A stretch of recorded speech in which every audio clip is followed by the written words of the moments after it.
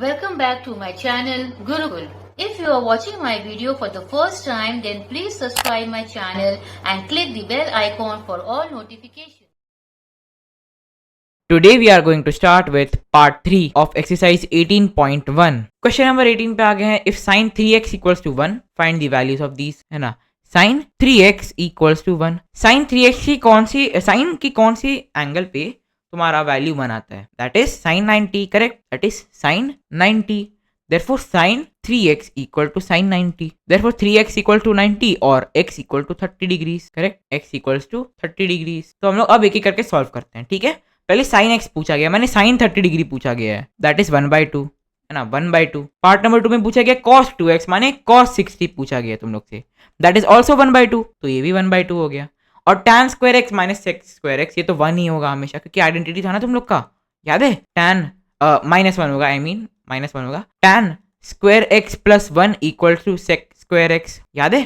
तो +1 उधर शिफ्ट करोगे, सेक स्क्वायर एक्स को इधर पुश कर दोगे तो तुम्हें मिलेगा tan square x minus sec square x equals to -1, है ना. तो ये 3 आंसर हो गए तुम्हारे. Question number 19. If 3 tan square theta -1 equals to 0, find cos 2 theta given that theta is acute. Solve कर लेते हैं.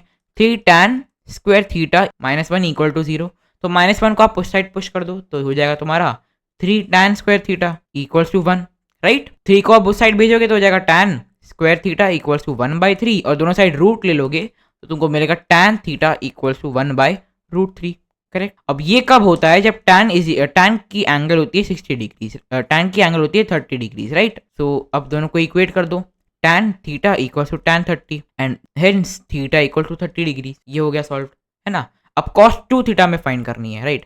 cos 2 थीटा जो कि हो जाएगी cos 60 degrees, 2 into 30 that is 60 degrees, है ना. और ये होता है 1/2.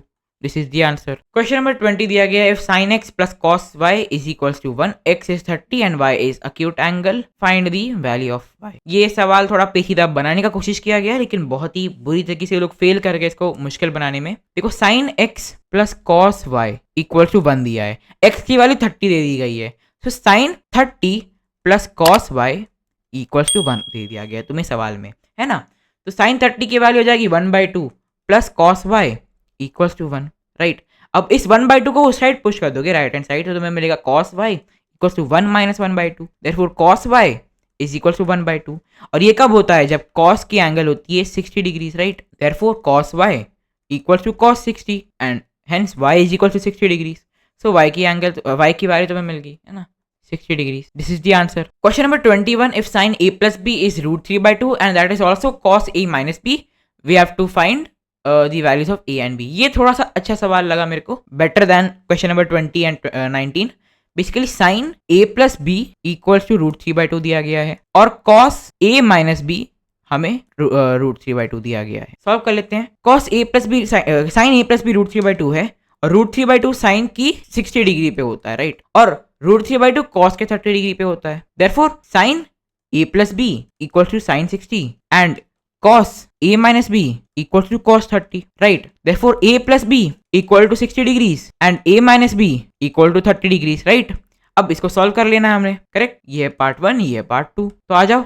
a plus b equal to 60, a minus b equal to 30. हम लोग इसको ऐसे सॉल्व करेंगे. देखो, एडिशन कर देंगे इन दोनों का तो b कैंसिल आउट हो जाएगा, तो ये हो जाएगा आपका twice of a equal to 60 plus 30 that is 90. So a equals to 45 degrees. अब इसको ऊपर पुट कर दो तो ये हो जाएगा तुम्हारा putting a equals to 45 degrees in equation 1. ठीक है, तो तुमको मिलेगा 45 plus b equals to 60, so b equals to 15 degrees. ये भी मिल गया, है ना. This is the first one, this is the second one. These are your answer. Question number 22 दिया गया है हमें. If the length of each side of a rhombus माने जिसके सारे sides सेम होते हैं, right. Each side of a rhombus is 8 centimeter, 8 centimeter, 8 centimeter, 8 centimeter और ये भी है 8 centimeter. And its one angle is 60 degree.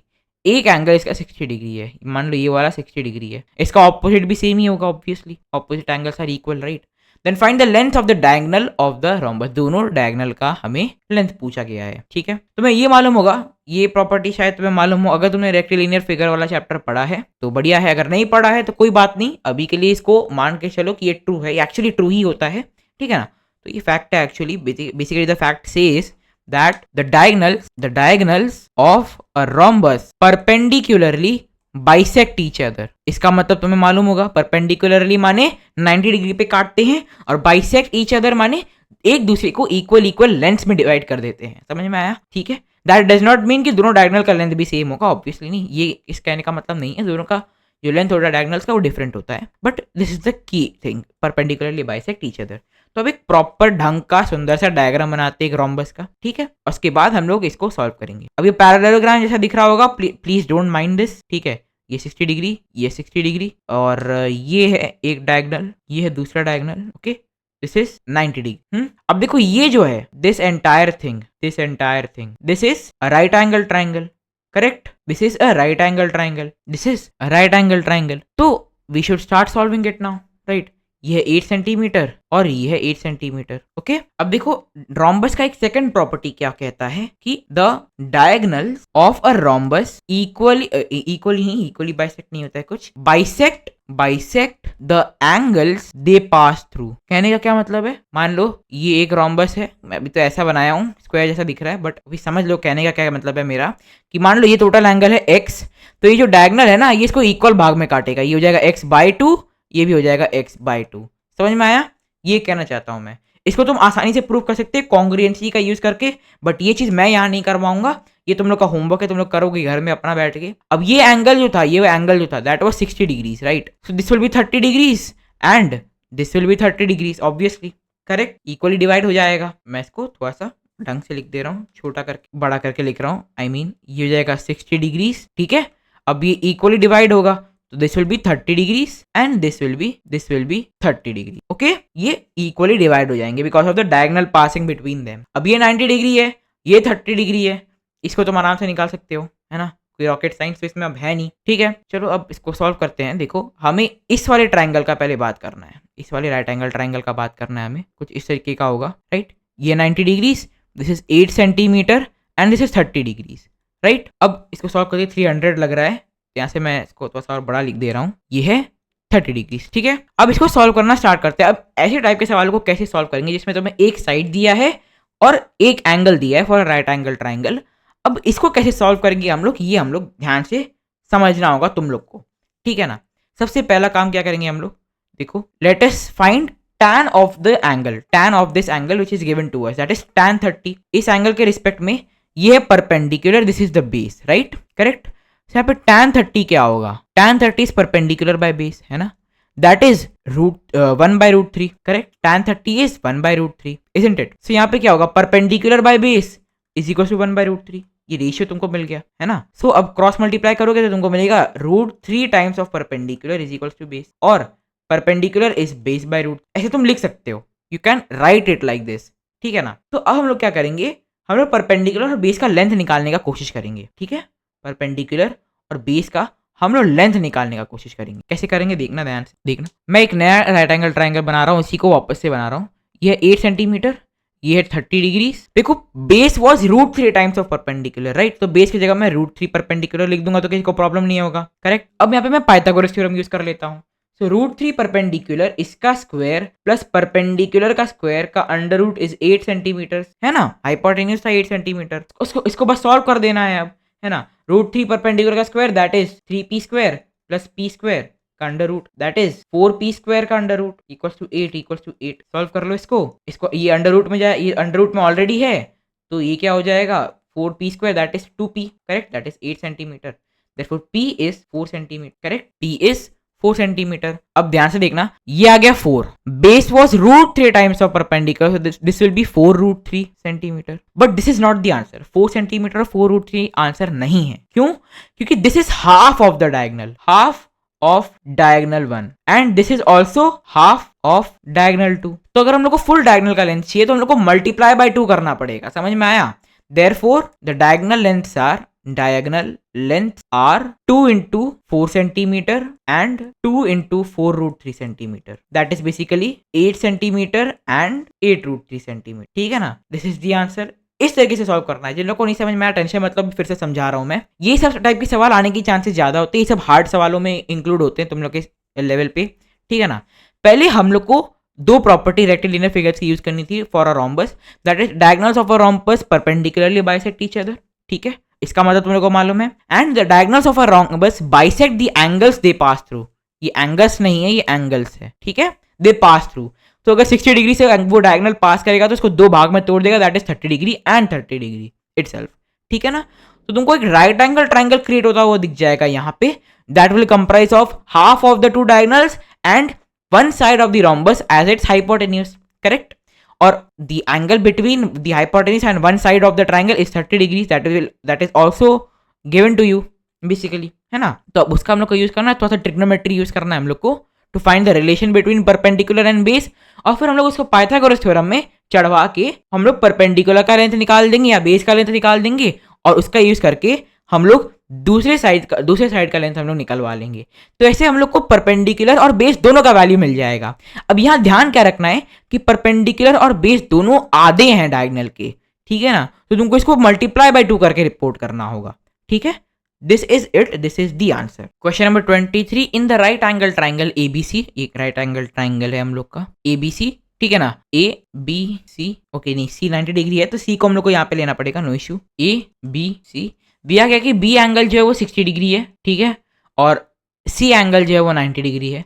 तुम लोग ए एंगल आराम से निकाल लोगे, है ना, that will be 30 degree angle sum property, है ना, 30 + 60 + 90 is 180, that is why if A C equals to 6 centimetre, ये है 6 सेंटीमीटर तुम्हें दिया गया है। Find the length of side B C and A B, B C और ए बी हम लोग को फाइंड करना है, सेम तरीके से फाइंड कर लेंगे, ठीक है ना। यहाँ पे हम लोग पाइथागोरस थ्योरम का यूज नहीं करेंगे क्योंकि हमें दो एंगल्स हम लोग को मालूम है यहाँ पे दिया गया है, हम लोग लास्ट क्वेश्चन में भी यूज कर सकते थे उस चीज को, बट यहाँ पे क्या करेंगे हम लोग ट्रिग्नोमेट्री का यूज करके फटाफट आंसर निकाल देंगे। पाइथागोरस में मैं नहीं लेके जाऊंगा इस सवाल को, कैसे सॉल्व करेंगे देखना। Part number 1, late us find BC, ठीक है ना, बीसी फाइंड करते हैं। बीसी के लिए यहाँ पे मैं यूज करने वाला हूँ tan थीटा का फॉर्मूला, ठीक है, tan थीटा का फॉर्मूला हम लोग यूज करेंगे। tan 60 डिग्री फाइंड करते हैं सबसे पहले, ठीक है ना, tan 60 degree that is √3, we know that, and tan 60 degree जो है एंगल बी, उसके रिस्पेक्ट में परपेंडिकुलर बाय बेस हम लोग निकालेंगे। ऑब्वियसली परपेंडिकुलर हम लोग को दिया गया है 6 सेंटीमीटर और बेस हम लोग को दिया गया यहाँ पे बीसी, बीसी का लेंथ हमें फाइंड करना है, राइट। तो बेसिकली यहाँ पे क्या हो गया, √3 equals to 6 by BC, correct, BC को उधर भेज दो, बीसी इक्वल्स टू 6 बाई √3, इसको तो रैशनलाइज कर लेंगे इंटू √3 बाई √3 कर लेंगे, so BC will be equal to 6 by 3 into √3, और 3 इसको काट देगा तो हो जाएगा 2, बीसी इक्वल्स टू 2√3 सेंटीमीटर्स।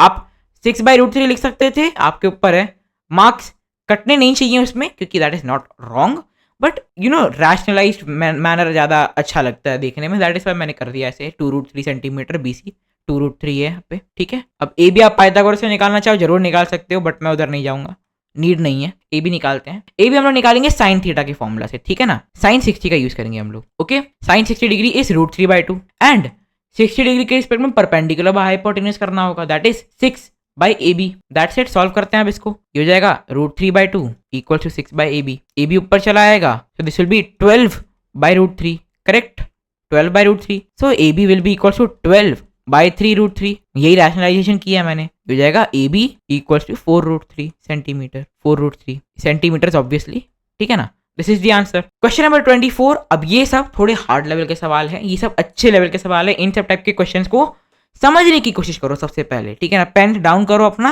पहले मैं लॉजिक समझाऊंगा कि कैसे अप्रोच करना है, उसके बाद कैलकुलेशन स्टार्ट करेंगे। मैं अभी कैलकुलेशन में बिल्कुल नहीं आने वाला हूँ, ठीक है। अभी पहले डिस्कस करते हैं इस सवाल को। ये सवाल क्वेश्चन नंबर 22 और उसके बाद एक सवाल है question number 25, 22, 24, 25, these are good questions. ऐसे सवाल 10th में भी होते हैं तुम्हारे, हाइट्स एंड डिस्टेंसेस एक चैप्टर है, उसमें लगता है ये सब टाइप का नॉलेज, ये सब टाइप का थिंकिंग यूज होता है वहाँ पे, ठीक है ना। तो अच्छे से डिस्कस करते हैं, ठीक है ना, ये 10th में बहुत स्कोरिंग चैप्टर बन जाता है, हाइट्स एंड डिस्टेंसेस। तो स्टार्ट करते हैं। In the adjoining figure AP is a man of height 1.8 metres एंड BQ is a building of 13.8 metres in height, 13.8 meters high building, ठीक है ना। If the man sees the top of the building by focusing his binoculars at the angle of 30 degree to the horizontal, माने उसकी आई site जो है वो horizontal से 30 degree ऊपर है, उसकी जो आई साइट है वो हॉरिजॉन्टल से 30 डिग्री ऊपर है, ठीक है। Find the distance of the man from the building, distance हम लोग को फाइंड करना है, AB का लेंथ हम लोग को फाइंड करना है। बेसिकली क्या पूछा गया है, AB equals to question mark, that's it, ठीक है ना। इजी क्वेश्चन, सॉल्व करेंगे, कैसे करना है देखना है। अभी पहला चीज यहाँ पे ध्यान क्या रखना है, man sees the top of the building by focusing his banner. ये कॉमन सेंस है, तुम लोग को मालूम पड़ जाएगा कि ऊपर जाने वाला है उसका विजन, राइट? ये तो कॉमन सेंस है। इन सब छोटी छोटी चीजों पे ध्यान रखना है। कभी कभी हम लोग को ऊपर देखना होता है सवालों में, कभी कभी हम लोग को नीचे देखना होता है सवालों में। वो सवालों का आंसर में चेंजेस क्रिएट कर सकता है, इतना दम होता है उसमें, ठीक है ना? तो please be careful with this, है ना, माइन्यूट डिटेल्स। ये सब बहुत कॉम्प्लिकेटेड लैंग्वेज का यूज किया जाता है तुम्हारा सवाल गड़बड़ करवाने के लिए, बट तुम्हें केयरफुल रहना है, ठीक है ना? सबसे पहला चीज आती है स्ट्रक्चर के ऊपर, जो डायग्राम क्रिएट हो रहा है, ठीक है? ये कुछ ट्रपीजियम टाइप का है ना? ट्रपीजियम टाइप का डायग्राम क्रिएट हो रहा है यहाँ पे। ये है 1.8 मीटर। जब भी ऐसा सवाल मिले, पहले हर एक लेंथ फाइंड करो जो तुमको क्वेश्चन में दिया गया है, इसको निकालने की कोशिश करो। हर एक छोटा से छोटा डिटेल जो तुम्हें दिया गया है उसे पॉइंट आउट करो, ठीक है ना, केयरफुली। अब ये 1.8 मीटर है, दिस इज 13.8 मीटर, राइट? अब ये 1.8 मीटर है तो ये भी 1.8 मीटर ही होगा, है ना? अब ये 1.8 मीटर है, कैसे होगा प्लीज ये मत पूछना भाई, इतना तो आई होप आना चाहिए तुम लोग को। देखो ये तो रेक्टेंगल है, क्लियरली, है ना? रेक्टेंगल है यहाँ पे, है ना? बिल्डिंग जमीन पर 90 डिग्री पे ही ना एलिवेटेड होगा, है ना? अगर नहीं होता तो यहाँ पे लिख दिया होता कि लीनिंग टावर ऑफ पिज़ा है ये, लेकिन लीनिंग टावर ऑफ पिज़ा तो दिया ही नहीं है सवाल में, है ना? तो बिल्डिंग है 90 डिग्री पे ही होगा, इंसान भी 90 डिग्री पे ही खड़ा होगा, पुष्पा तो है नहीं है ना? ये भी 90 डिग्री पे, ये भी 90 डिग्री पे, एडजेसेंट एंगल 90 डिग्री हो गए, ये तो रेक्टेंगल बन गया ये, है ना? तो I hope you understand what I am trying to say, है ना? तो दिस इज 1.8, दिस इज 1.8, ठीक है ना? अब अगर ये टेढ़ा आदमी रहता तो ये भी सवाल में दे दिया रहता कि man is currently standing with a posture make an angle this with the horizontal and the leaning tower has an angle this with the vertical or the horizontal, ऐसा दे दिया होता तुम लोग को सवाल में, है ना? तुम लोग को टेंशन नहीं लेना होता, ठीक है? तो 1.8 मीटर्स ये है, 1.8 मीटर्स ये है, तो ये कितना होगा इसको फाइंड कर सकते हो तुम लोग, है ना? दिस विल बी 13.8 माइनस 1.8, है ना? That is 12 metres, this is 12 metre, उसको हटा दे रहा हूँ मैं, ठीक है? ये 12 है, ये 1.8 है, ये 1.8 है, ये 13.8 है। This is 30 degrees, right? This is 90 degrees, ये भी 90 डिग्री है, ये भी 90 डिग्री है ना? मान लो ये x है, अभी रेक्टेंगल था तो ये भी x ही होगा, करेक्ट? ये 30 डिग्री 90 डिग्री है तो 60 डिग्री होगा। इसे तुम लिख लेना अपने पेपर में कि because A B P C P is rectangle, A B equals to P C, P A equals to B C, P A is 1.8 so B C is 1.8, Q B was 13.8 so Q C will be 12, P C will be equal to A B and AB is x, so PC will be x. If angle P is 30 degree, angle C is 90 degree, so angle Q will be 60 degree, that is 180 minus 90 minus 30. ये सब तुम लोग को sentence में लिखना है, यहाँ पे मैं डायग्राम में दिखा रहा हूँ, ठीक है ना? तो अब वो सब तो लिख लो गया, इतना तो इंग्लिश आना चाहिए तुम लोग को, लिख लेना उस चीज़ को अपने आंसर स्क्रिप्ट में, ठीक है ना? जो मैं समझा रहा हूँ उसको लिखना होगा तुम लोग को।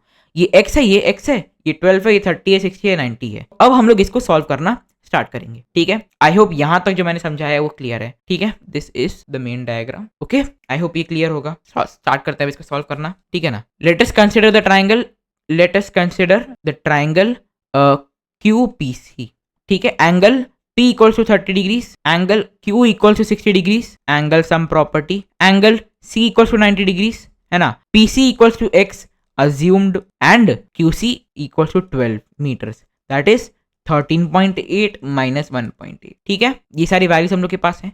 अब इस पे क्या करना है हम लोग को? tan थीटा का फॉर्मूला लगा देना है ना? tan थीटा का फॉर्मूला लगा देना है। अब tan थीटा यहाँ पे 30 डिग्री को लेके सॉल्व करेंगे, तो tan 30 that is 1/√3, correct? And that is also equal to perpendicular by base. Perpendicular यहाँ पे 12 मीटर हो जाएगा और बेस यहाँ पे x हो जाएगा। सॉल्व कर लो इसको, x will be equals to 12√3 meters. This is the answer. यहाँ पे कैलकुलेशन कम है, यहाँ पे समझना ज़्यादा है, ठीक है ना? Question number 25, in the adjoining figure ABC is a triangle in which angle B is 45 and angle C is 60 degrees. If AD is perpendicular to BC and BC is 8, find the length of the altitude 8. ये classic सवाल है, ठीक है ना? तुम्हें एक बड़े triangle के वैल्यू दे देंगे, उसके अंदर मल्टीपल ट्राइंगल्स क्रिएट करवा देंगे और एक ऑल्टीट्यूड पूछ लेंगे, दो एंगल देके। ये सब टाइप के सवाल बहुत आते हैं, ठीक है ना? और कुछ बच्चों को ये सब टाइप के सवाल मुश्किल लगते हैं, जायज़ सी बात है, क्योंकि तुम्हें इसमें काफ़ी सारे कभी कभी रेशियो लेके सॉल्व करना पड़ता है, तुम्हें वैल्यूज सोच के निकालने पड़ते, तुम्हें ना सोचना पड़ता है कि कैसे हम लोग इस सवाल को डिवाइड करेंगे पार्ट्स में और उसको धीरे धीरे सॉल्व करेंगे, है ना? तो ये सब चीज़ तुम लोग को सोचना आना चाहिए, और कैसे सोचना है उस चीज़ पे अभी मैं डिस्कशन करूंगा, ठीक है ना? पहले क्या करो, जब भी कोई ऐसा सवाल दिया रहे, बड़ा ट्राइंगल, उसके अंदर मल्टीपल ट्राइंगल्स, एंगल दे दिया गया है और एक ऑल्टीट्यूड पूछ लिया गया है, कोई साइड पूछ लिया गया है, तो मैं क्या करना है, पहले उस पूरे ट्राइंगल पे सारे वैल्यूज लिखने की कोशिश करना है, ठीक है ना? जितने वैल्यूज तुम्हारे पास हैं करेंटली। ये कुछ 90 डिग्री है ना?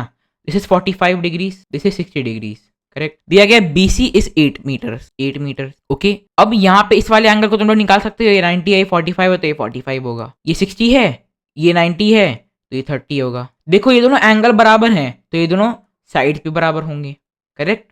तो altitude is equal to BD, AD is equal to BD हो गया। अब इन सब चीज़ों को मैं लिखूंगा स्टेटमेंट में, टेंशन मत लो, ठीक है ना। तो ये सारी चीज़ें हमें सवाल में दे दी गई हैं, ओके, ये सारी चीज़ें हमें सवाल में दे दी गई हैं। तो let us right it in statements now, है ना। इन ट्राइंगल मैं लिख नहीं रहा एक्चुअली, क्योंकि दो ट्राइंगल को हम लोग को सेम एक साथ कंसिडर करना होगा यहाँ पे, तो डायरेक्टली एंगल्स लिख रहे हैं। Because angle ABD is 45 degrees, therefore angle BAD is equal to 180 minus 90 minus 45। Angles हम प्रॉपर्टी लगा रहा हूँ, इस पे सवाल मत उठाना please. That is 45 degree itself, 45 degree. अब therefore AD equals to BD why, because sides opposite to equal angles, क्या बोला मैंने, sides opposite to equal angles are equal, ठीक है, sides opposite to equal angles are equal, therefore AD equals to BD हो गया, है ना।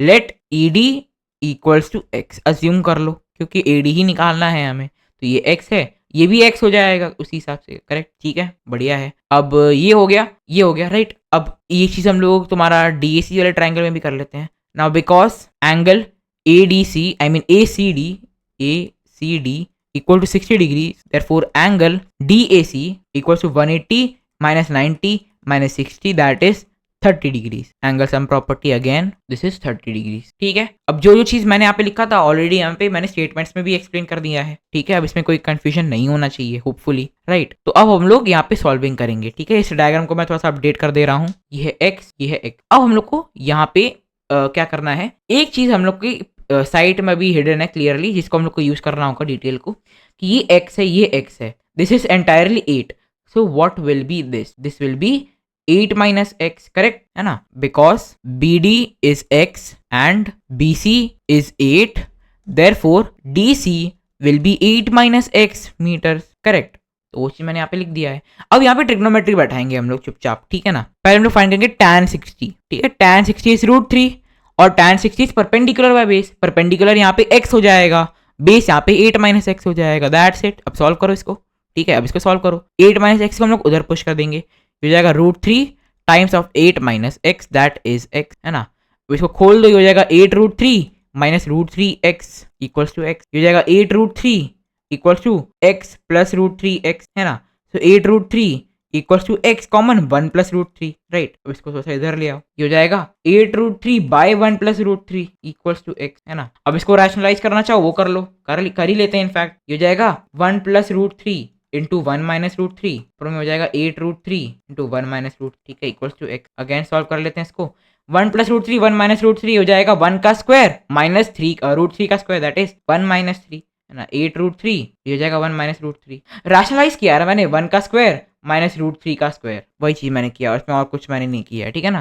That is 1 minus, ठीक है। ये हो जाएगा -2, करेक्ट, -2, ये कट जाएगा, ये हो जाएगा 4, राइट।